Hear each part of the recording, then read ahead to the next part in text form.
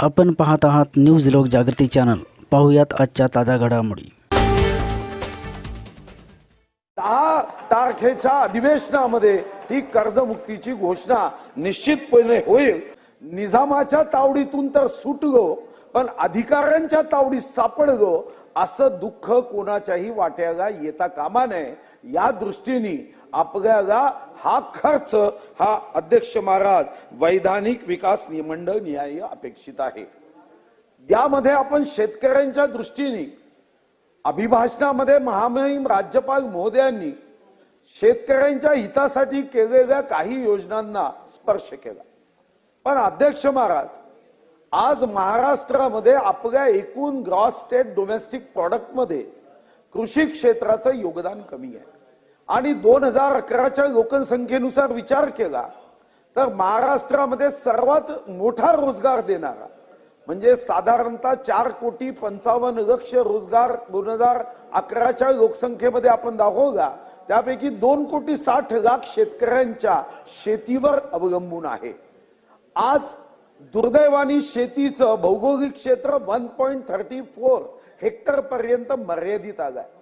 शेतकऱ्यांना सर्वात मोठी मदत ही शासनाच्या वतीने करावयाची असेल तर ती कर्जमुक्तीची आहे। त्याला पुन्हा एकदा या बोझ्यातून मुक्त केलं पाहिजे, या ओझ्यातून मुक्त केलं पाहिजे।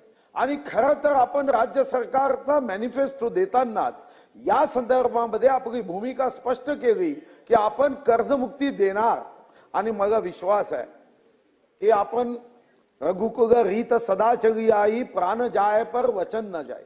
निवडणुकीच्या अगोदर जे आश्वासन आपण दिलं, हा प्रभू रामाचा जर देश आहे तर निश्चितपणे राजा हरिश्चंद्राच्या मार्गाने काही त्रास झाला तर चालेल, आपल्या अंगावरचे कपडे उतरले तरी चालेल, पण आपल्याला कर्जमुक्ती ही गरजेची आहे। आणि शेतकऱ्यांना सर्वात मोठी मदत ही शासनाच्या वतीने करावयाची असेल तर ती कर्जमुक्तीची आहे।